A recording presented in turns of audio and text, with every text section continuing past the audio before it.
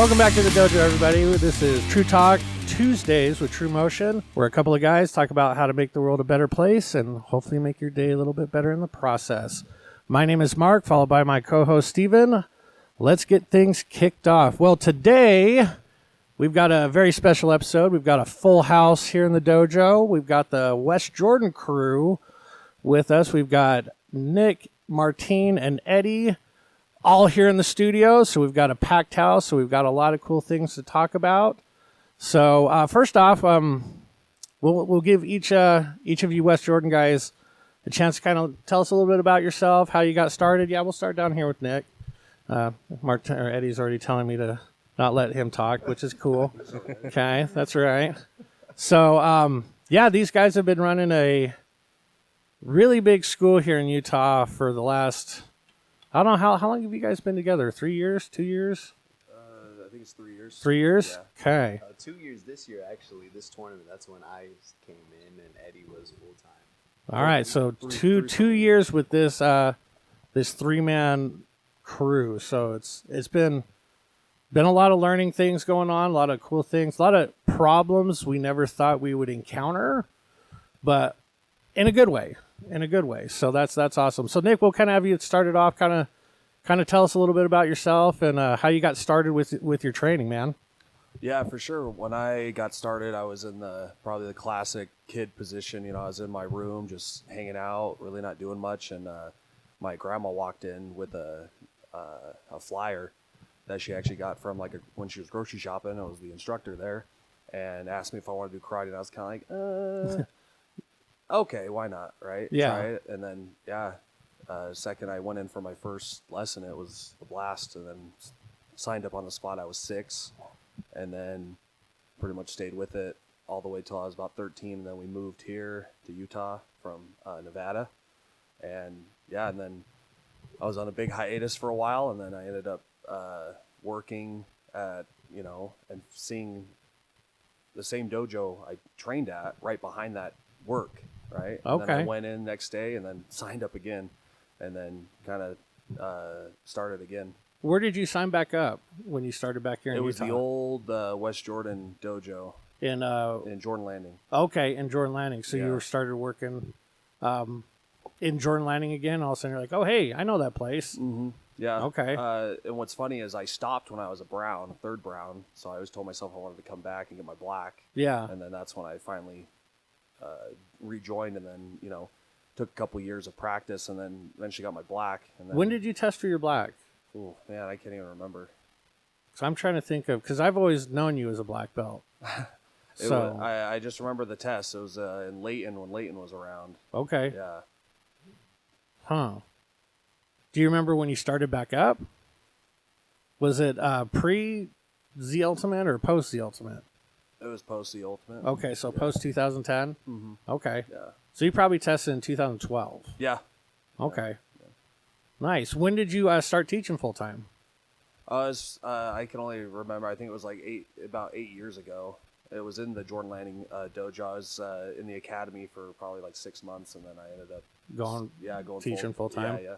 Okay. Mm-hmm. Cool. All right. Well, yeah, like I said, I've been seeing you around doing all your stuff in Jordan Landing for quite a while, and it's crazy to think that you've been teaching off and on for 12 years now. I think it's going to be closer to a decade. Okay. Probably, I believe in probably another year.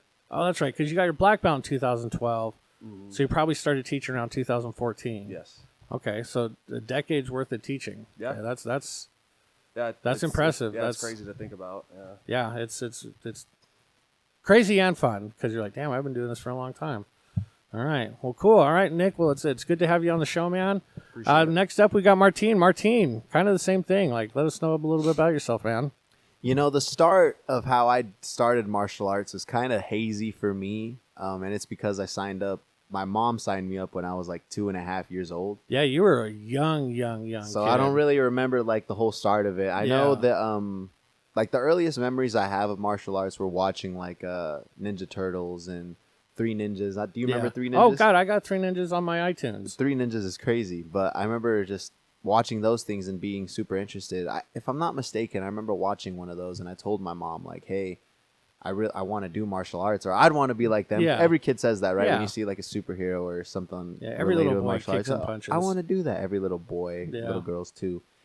But I was kind of lucky because my mom, she worked at right across like a parking lot, in the same parking lot as the old Taylorsville Dojo. She used to work at that Arby's that was right next to there. Oh, really? Yeah, Okay. she was pretty young, so she was working there, and they used to train all the kids on that little platform, like the little sidewalk right there. Yep. I don't know if you remember that. Yeah.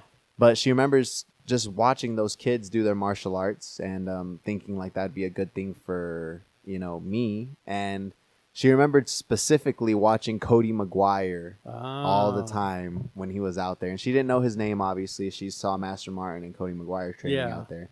So she was like, hey, I see that little kid. I want to be like, I want my son to do it too. So she called Master Martin during their business hours, obviously. And she was like, hey, I have a 2 and 3-year-old basically that I want to sign up for karate. And, Master Martin, the first question he asks is, how smart is your 3-year-old?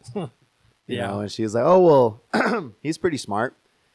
And he says to her, well, every parent says that about their 3-year-old. Yeah. I think the best way to figure that out is to have your, kid come in and try out martial arts. And, I came in and he tells stories of my mom doing martial arts with me for the first couple months. And she denies those allegations, but I don't know what exactly. It's a little hazy. How am I going to say? I don't know. I was just a little kid. I don't remember when I was a 3-year-old. Hell, I can barely remember last week. Exactly. So, but after that, I stayed for many, many years. Wow, I think I went for, I want to say 13 years consistently. Yeah. So I started when I was 3. I stopped when I was like 17, 18 maybe.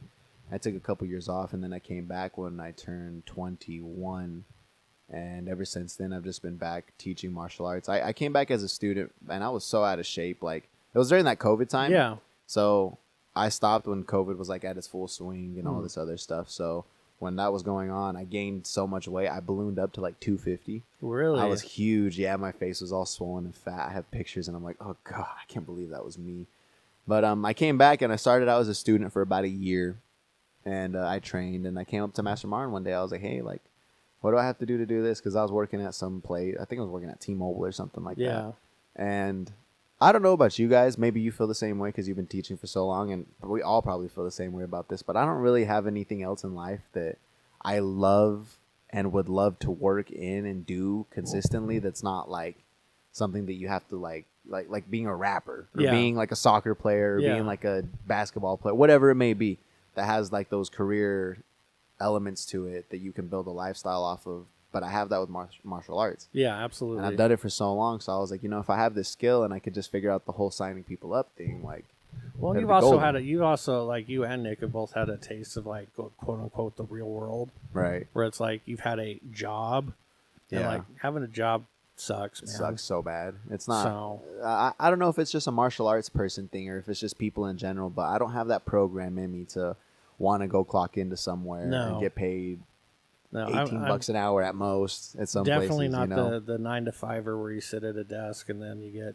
your 2 15-minute breaks and your half-hour lunch and then you go home. It's I've done so many jobs. Like, I've worked physical labor with my dad cutting trees down. I've worked at restaurants. I've worked in electronic stores. I've worked at a gas station before when I was like 14 for Jackie St. Clair. I worked at a 7-Eleven. Oh, did you? Bit. Yeah, just for a little bit. I didn't know that. That's cool. So I did all those kind of things, and that stuff's so like, for me, I don't want to do it. No, it sucks. I'd rather do this. This is way more fun. I get to put on pajamas every day and go teach people martial bow arts. to you and call you sensei, and that part's a little. I have a hard time with that sometimes. Yeah. But maybe it's because I'm young. Well, no, honestly, it's like you joke about that, but that's the attitude you need to take. Right. Unfortunately, a lot of martial artists, as they get older and all that stuff, that really screws with their head. The crazy part for me still to this day is like we have some adults and they're in their 50s and 40s and even 60s, and they come up to us and they call me sensei. Yeah. Or they'll like bow to me and they'll be like, sir, like they talk to me with a level of respect. And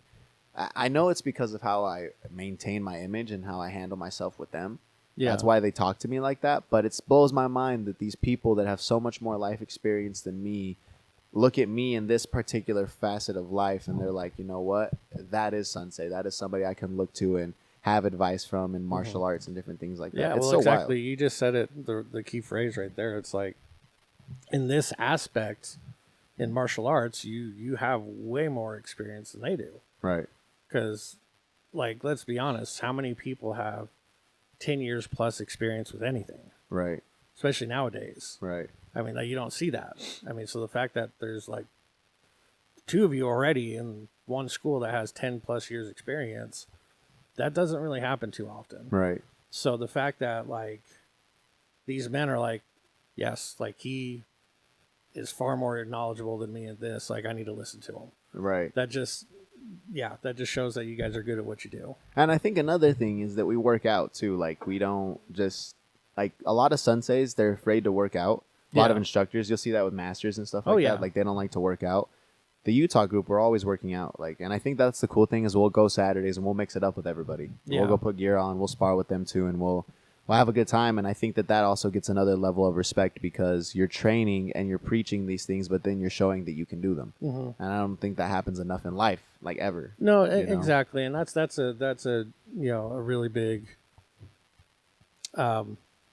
I guess, reason why Master Martin is in the way we are. Right. Is he's the great leader in that aspect of where it's like, no, don't do what I say, do what I do. Right. And he can say that because he does it.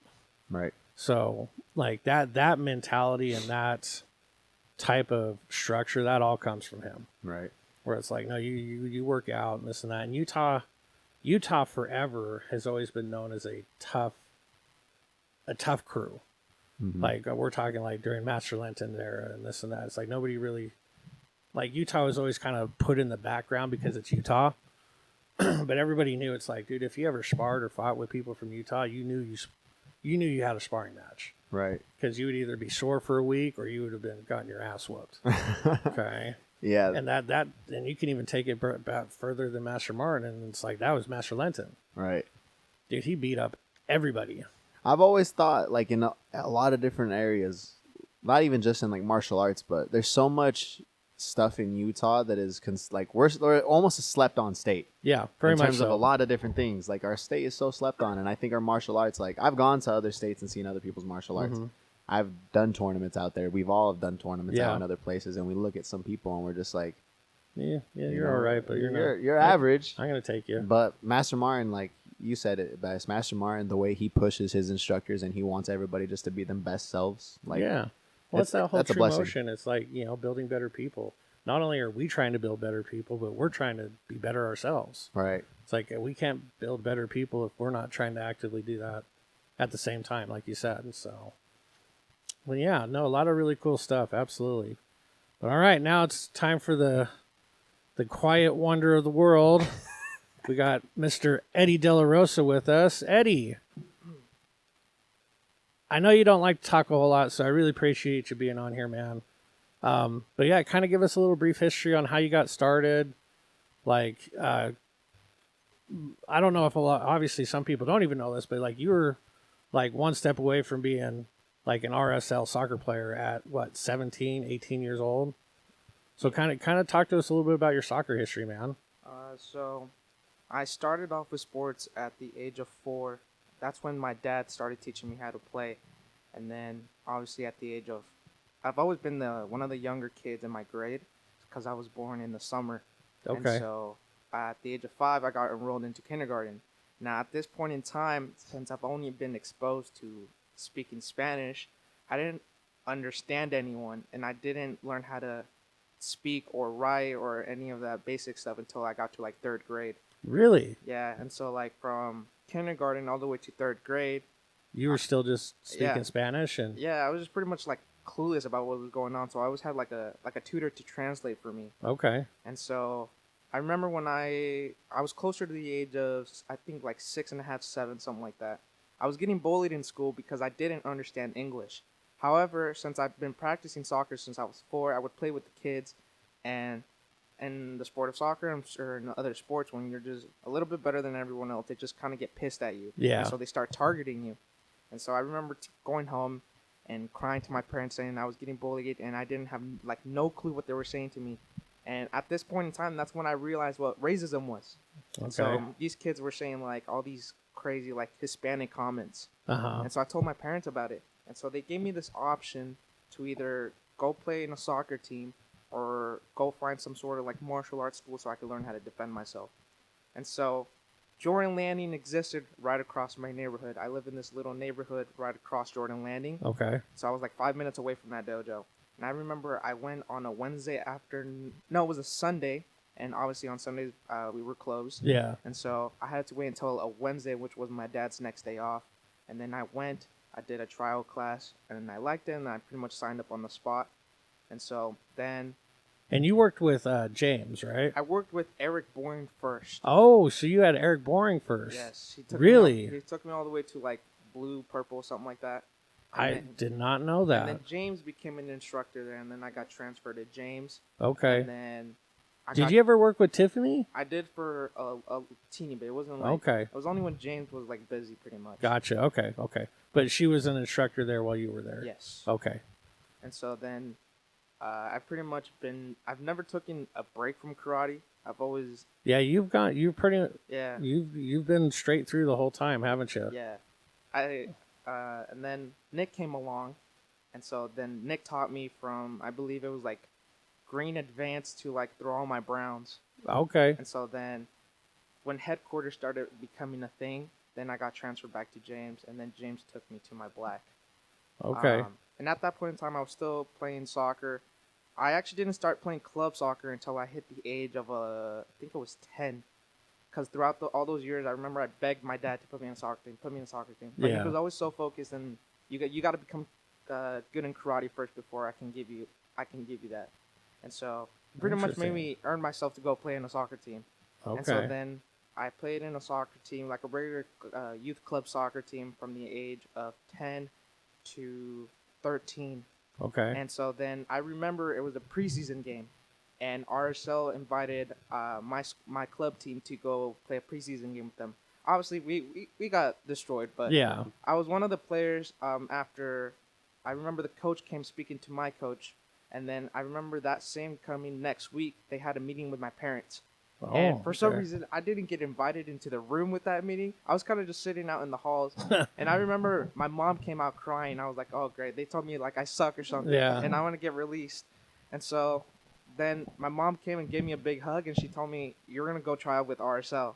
And I remember just like falling to my knees, and I was crying. I was like, if you're lying to me, Mom, I'm going to be so mad at you. Yeah. Because this is like serious. And so then at 13, I went on a trial program pretty much. At with 13 RSL. years old, you got Yeah. put on to start prepping for RSL. Yeah, I got put into one of their academy squads.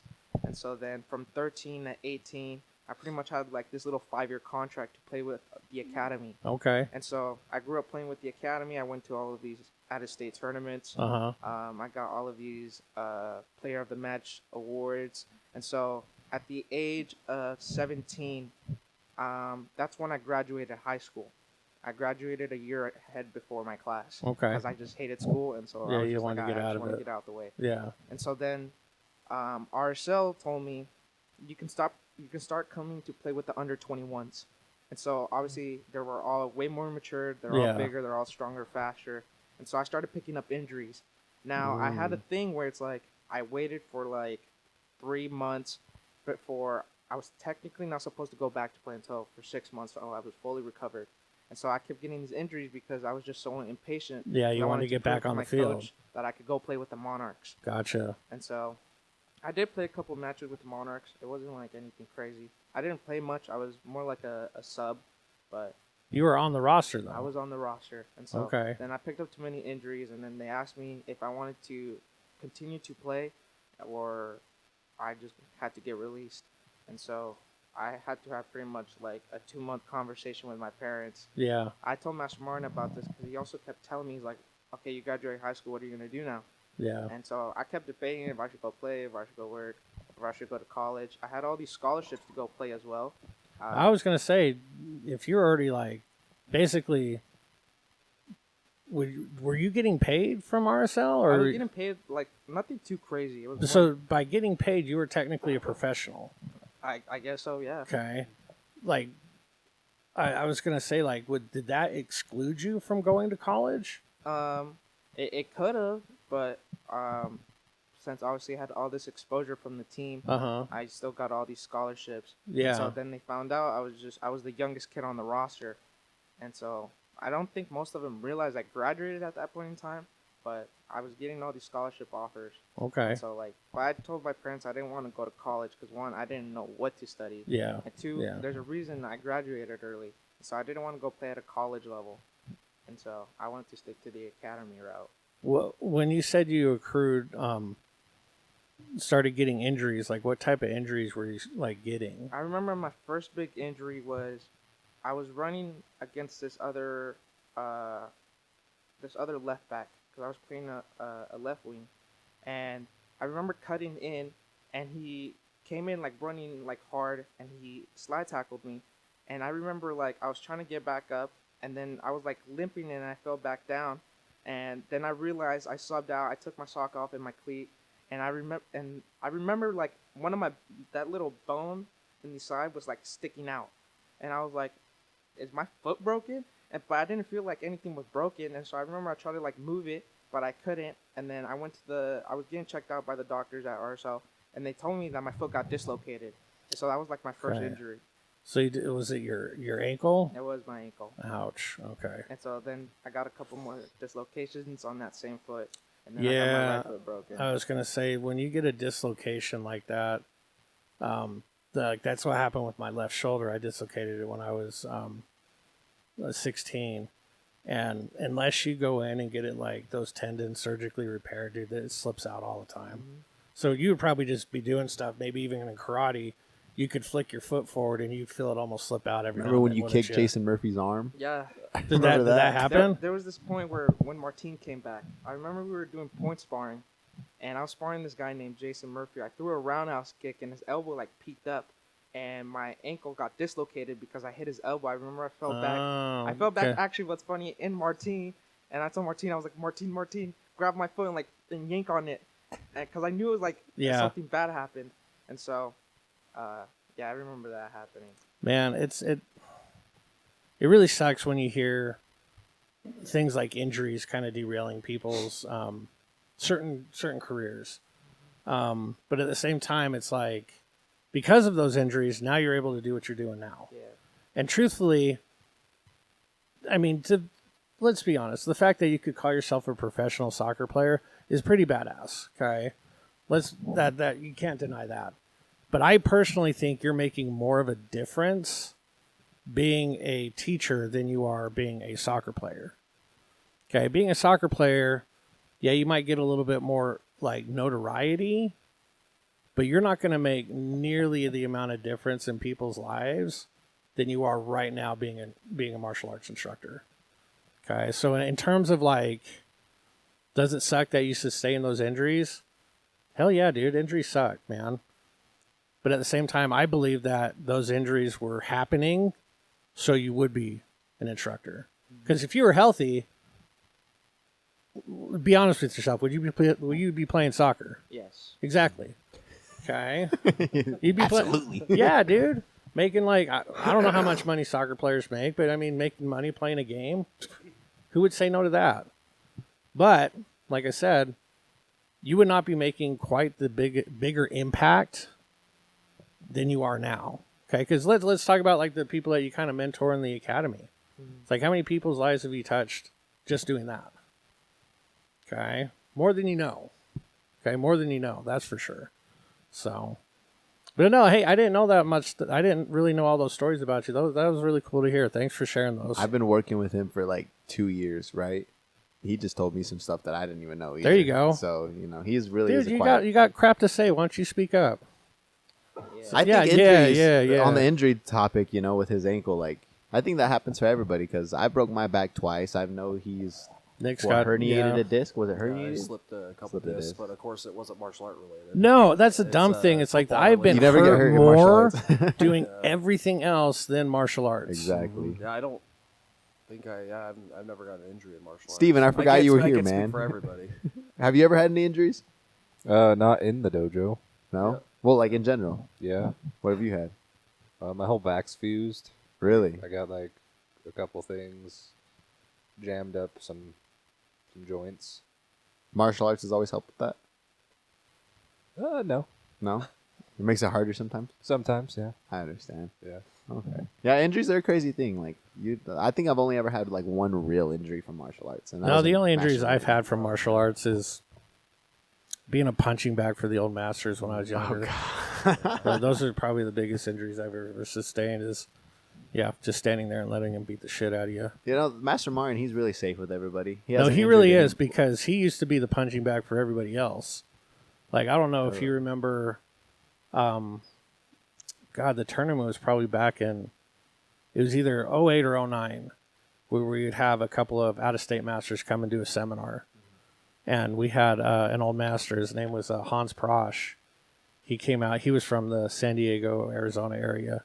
He came out and did a seminar with another master, and he used Master Martin as his punching dummy. He beat the ever-loving crap out of him for like 20 minutes. And it wasn't like soft taps. Like, afterwards in the locker room while we were changing up, dude, he had bruises all over his ribs. His side of his head was all swollen. And you're just like, dude, what in the hell is wrong with these guys? Huh. So it's like, he's gone through it too. And it's like, anytime people punch in for me or I do techniques, I try my best so hard not to really hit them. You know, the cool part about it is you can make it look poppy. Like, you Yeah. can make it look like it's actually looking good and you're actually hitting them, but you don't have to hit them. No. That's the but cool thing about it. They would hit you though. Huh. Yeah. Like, I've been knocked out like at least 5 times from punching in from old masters. Really? Oh, yeah. Where they hit you and all of a sudden your knees get weak. You're like, oh, God, I'm falling over. Yeah, Master Martin and Master Linton are relatively... Well, Master Martin's really safe with everybody, and Master Linton's, relatively safe with everybody. He's safe when he wants to be. Yeah, Master Linton's he's a little fiery. Yeah. Yeah, he's a great guy. He'll never hit you on accident. Yeah. There you go. Yeah. That's So, the funny... Yeah, we should get that on a shirt for him. Master Exactly. Linton never hits you on accident. yeah. That's awesome. That's the way he rolls. That's But all right, so like moving on into the show, we always have a top 5 for the week. So this week's top 5 is top 5 wrestlers. Okay, so I'm interested to see where this is going to go because we have a little bit of some age discrepancies. So we'll see who's got who. Okay, so Stephen, we'll start off with you. Who you got for your top 5, man? Whoa, okay. So I'm going to preface this. I didn't really watch a lot of wrestling growing up. Lame. I know. Very, very lame. So a lot of my wrestling influence comes from their media influence and like what they've done in the pop culture Outside of the ring. outside of the ring, Movies right? and stuff like that. So far, yeah. Okay. You can see where this is going. Yeah, I can see you. Yeah. So, in no particular order, I've got the famous ones like Hulk Hogan. Okay. I've got Macho Man Randy Savage. That's a good one. Ooh, yeah. I've got Dwayne The Rock Johnson. Okay. I have The Undertaker. Undertaker. And then Andre the Giant. Andre the Giant. Okay, so 2 tall people. Good deal. No short people in there. No short people. Come on now. That's funny. All right, Eddie, who do you got, man? Who's your top 5? Coney, did you ever watch wrestling and stuff like that? I barely watched it, but I'm just gonna probably name the people I probably remember. There you go. I remember John Cena. John There you go. I Cena. remember Randy Orton. I Okay. remember That's a good one. Rey Mysterio. I was going to say, you got to have Rey Mysterio on there, man. I remember Eddie Guerrero. Eddie Guerrero's a Eddie good Guerrero. Dude, that That's a dude classic one. was And then- an animal. I'd probably say The Undertaker as well. There you go. All right. That's fire. That's a pretty good list. I honestly forgot about John Cena. You can't see him. Because though. I We couldn't couldn't see him. You Yeah, I know, couldn't you see can't him. see him. There you go. All right, who do you got, Martine? I'm gonna start with Stone Cold Steve Austin. There you go. That one, he's goated. The Undertaker is undeniable. Like, you have to sit there. Like, Undertaker, he's crazy. Yeah. You know, he's awesome. If I had to choose like a fun one, it's not necessarily one singular wrestler, but the group of them. It was Scotty 2 Hottie and Too Oh, Cool yeah, Grandmaster yeah, and Flash or something like that. Rikishi. Rikishi and all Yeah. that. That group was so cool to me growing up. Yeah. Shawn Michaels, DX as a whole. Honestly, DX was probably the coolest faction The ever. DX was so cool. I like the Scotty 2 Hottie and I think his name was Grandmaster Flash or not Grandmaster Flash. Right, he's a rapper. I think he was the Flash. Something like that, Yeah. but you know who I'm talking about. He Yeah. was that group was really cool. DX, Stone Cold, The Undertaker. If I had to choose the last one, oh man, I'd probably have to choose Edge. Oh, okay, Edge. Edge is so cool to me. I really Yeah. like Edge. Like growing up, him. Edge was Christian, he was very underestimated. very, very much so, and he was really good on the mic too. Like I think that's something else that people forget about when they list wrestlers. Like Dude, some wrestlers are good wrestlers, horrible mic skills. They cannot talk. And I could see you kind of appreciating more of the mic skills because of What what I you like do. to do on the side. Right. Which, if you don't know, he's you've got a big day coming up tonight. Yeah, I have a big night tonight. Yeah, We're recording this on a Friday night, just so everybody knows Yeah. a Friday. But yeah, I have a big show tonight for. So we'll have to. Well, I'm planning on going to see it tonight. So next week when we talk, we'll give everybody an update on how you cool. If I lose, you guys are gonna be like, he sucks. He can't rap worth anything. He's horrible. did. If you lose, we'll be like, we had some technical difficulties. Yeah, we actually just didn't see We'll what's just going forget on. about talking about it. Yeah, there you go. Not bring it up. Okay. All right, Nick, who you got? So yeah, it was funny when you brought the question up because I was like, I did get into wrestling, but it was like probably when I was like 8 or 9.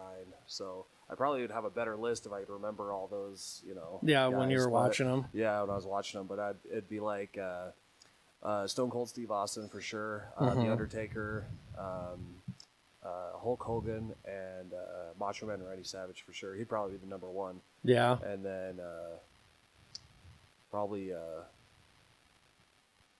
it was one guy that you mentioned. It totally like flicked in my mind that I remembered Goldberg. Yeah, Goldberg? Yeah, That's Goldberg. crazy. Yeah, Bill Goldberg. Yeah, Yeah, Goldberg was Yeah. a beast, man. yeah, for sure. His wrestling skills were really bad, but He's a like, tough dude. dude, the man was an animal. Yeah. No, that's a good list. My list, I got Andre the Giant. God, dude, you can't. The fact that he was as big as he was and he could move like he did when he was younger, man, super, super impressive. Hold before you go on to your next one. That video of Hulk Hogan like Body putting slamming him up him? above his head Yeah. and just dropping him is the craziest thing in the world. Because Andre the Giant was literally a giant. It Yes. was so crazy. And the thing about it is they talk about that match a lot. Yeah. And he goes, if Andre didn't want you to do something, you didn't do it. Right. So he goes, the fact that he let me slam him was a huge deal. Huh. Because they had like mapped out that whole match. Because it was WrestleMania 3. It was like the largest venue at that time. There was like 80,000 people Right. in like the Superdome or wherever it was. And they laid out the match and they showed it to Hogan. He goes, yeah, I'm good with that, this and that. And they laid it out to Andre. And Andre didn't say anything. And this was when Andre was like towards his way out. He's having a lot of back injuries and this and that. And he didn't say anything. And Andre was still big enough and strong enough that if he didn't want a match to go a certain way, It wasn't going that way. it wasn't going that way. So, and all of a sudden they're going with it, and it starts going that way, and it gets to that final like, hey, this is where you finish it, the slam, the ending, this and that. And Hogan was saying that he was standing there, and all of a sudden he hears Andre being like, okay, finish. And he was like in his Austrian accent and this and that, and Hogan was like, oh my God, I got to do this. And he picked him up and he slammed him, and yeah, the whole crowd just went insane. Bananas. Yeah. Bananas. The dude was so big, you could fit a hard-boiled egg through his wedding ring. Andre the Giant? Yeah, so Yep. think of an hard-boiled egg. That was the size of his ring finger. Or like before matches and stuff like that, he'd smack like an 18 case of beer. Oh, they say that he had legendary drinking nights where he had like 18 bottles of wine and 100 beers, and you're just like, my Lord. Jeez. An animal. Yeah, then I've got Hulk Hogan, and then Bret the Hitman Hart. Oh, the I best got- there is, the best there I is, got the best there yes. ever will be. That's right. Bret the Hitman Hart. He was Forgot on my about it. list. And then you got The Rock. I mean, it's kind of hard not to put him on the list just because he was in that whole era of like the Attitude Era that really kind of elevated. Oh, man, he had some of the best sound bites ever. He was probably, like, if it was mic skills, The Rock is up there for He was sure. probably one of the best on the Yeah, mics. Yeah, I I agree. agree. And then you got Stone Cold Steve Austin. Same thing, Yep. dude. Mic skills for days. A good wrestler. And the whole, like, Austin 316, it says, I just whooped your ass. So it's like, dude, you can't get any better than that. What's crazy that he broke his neck. I think Owen Hart broke his neck. Yep. And he left for a long time, and he came back. And I think when he came back, he was better than he was when he left. Yeah, because they had him doing these gimmicks that just weren't him. Right. And then they found one that fit him, and it's like, all right, they ran with it. Yeah, never looking back. Yeah. Steve Austin's fire. Yeah. No, but then I would have to say, like, definitely as an honorable mention would be definitely Undertaker. Oh, yeah. It's like that guy was an animal also. But I figured since I already had one quote-unquote giant You know on who there. else was also really fun? The Hardy Boys. The Hardy Boys and the Dudleys. Those guys had some crazy matches. Oh, yeah. I remember watching the Hardy Boys and just, like, thinking Jeff Hardy and Matt Hardy were the coolest people ever. Yep. Like that, they have that ladder match versus, it's Matt Hardy, Jeff Hardy versus the Dudley Boys, and then it's versus Edge and Christian. Yep. So they had like a triple threat ladder tag team match. That's the craziest thing to ever say. And then you watch the match, it looks so cool. Yeah. It was so cool. Yeah. Then you got guys like Shawn Michaels. But if you have Bret Hart, you can't have Shawn Michaels on your list. Oh, no. Those two didn't get along The crazy at thing all. about that. So cool. Yeah. So cool. What about Ric Flair? I toyed with Ric Flair. I was never a Ric Flair fan, but you can't deny the fact that he had a huge influence on the wrestling Even scene pop as well. culture. Yeah. The Nature Boy. And everybody does the like, woo! It's like, oh, yeah, that annoying sound. But it worked. He had a gimmick, and it worked for him. So, yeah, there's so many other just like ones that you could be like, yep, there's that Wrestling's one too. so cool. There's that one too. Cool. There's like I was a big fan of also like Kevin Nash. Kevin Nash was cool. Razor Ramon. Right. Unfortunately, he just passed away not too long ago, about a year ago. He did, huh? Yeah. I actually got to meet Kevin Nash last year at FanX. Really? Yeah, I got my picture taken with him. The dude's fucking huge, man. Like I'm 6'2". I came up to his lower chest. I'm like, oh my god. It's like, now I know how Eddie feels. But that's the good top 5. Next week's top 5. We got a pretty fun one coming up, so make sure you tune in next week for that one. All right, getting on to our Ask the Sensei portion of the show, where we've got 3 questions that were submitted, and let's hear your answers. So this one comes from username at user EFUJIPU1J, whoever the hell that is. And it's, if you could control an element, which one would you control and why? Element meaning like earth, wind, fire, or air, kind of like the whole series of the Avatar. So Eddie, or Nick, I was told to ask Nick. Nick, what do you think you got, man? Yeah, I love Avatar, so yeah, I've thought about it before. So if I was talking probably back in like the TV show, it'd probably be fire. Yeah. But if we're talking more modern day, just because sometimes that kind of gets brought up too, it's like I'd probably do earth just because by extension you could do metal. There you go. So, and everything's. What did you pretty watch metal the new now. Netflix series? Yeah. What do you think of it? I thought it was awesome. I thought it was awesome Yeah, too. it was great. Yeah. So much better than that M. Night Shyamalan. Yeah, nonsense. but what's cool about the Avatar is like every faction's actually kind of a martial art style. So, yeah, they talk about that in the cartoon. That, yeah, like, for sure. What did they say? Fire was like Northern Shaolin style. Yeah, exactly. So that's why like fire for sure would be that, and then earth was like Hungar. I believe. Yeah, because you're rooted into the ground. Yeah, exactly. And then can't remember water was Tai Chi. Yeah, I can't remember what air was though. I think it was Bagua. Bagua. Bagua's pretty, hey, you should look up Bagua. It's pretty intense. Yeah, Bagua. That's true. Bagua. That's Yeah. true. So But you're going with fire. Fire, yeah. Okay. But modern day, you'd be more.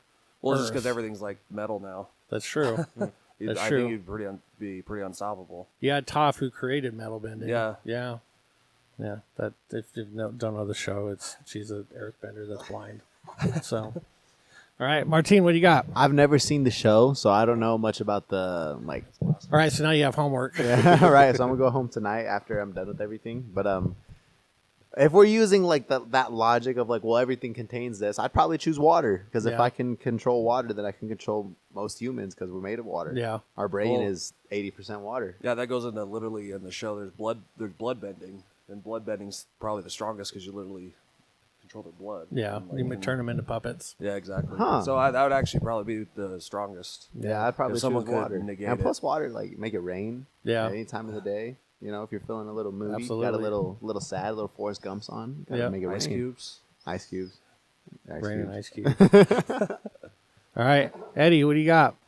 I'd probably choose fire. Fire. Fire. Fire.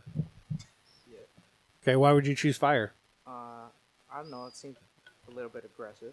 It's his It's very personality. aggressive. Yeah, not a little bit. Very. Because what does fire do? Fire only does one thing. It destroys. I'd Yeah. choose fire. Okay. Yeah. They're like, I want to burn everything. Burn it to the ground.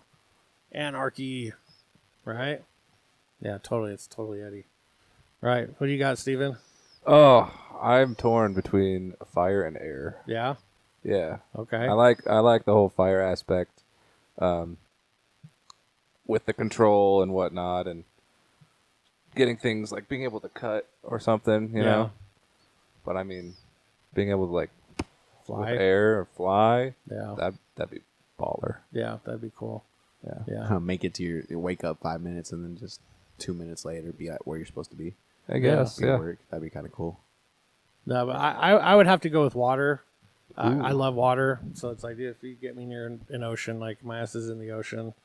Like I love water, but the only thing I don't like about the water in this context is it's with Tai Chi. Dude, Tai Chi sucks.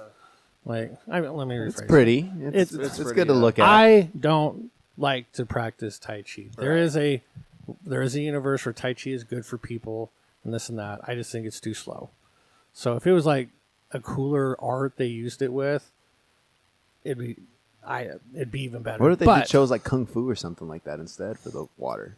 Yeah, I could see it with that, but like the reason why they chose Tai Chi is because Tai Chi is very flowing in nature. So it's like, okay, it makes sense, but I think Tai Chi is one. It's But- beautiful. It's beautiful to look at. Yeah, no, but like water, I mean, water is life. So if you can control water, you control life. Right. And, water will cut through anything. Yep. Not high enough pressure. Yep. Or over just a period of time.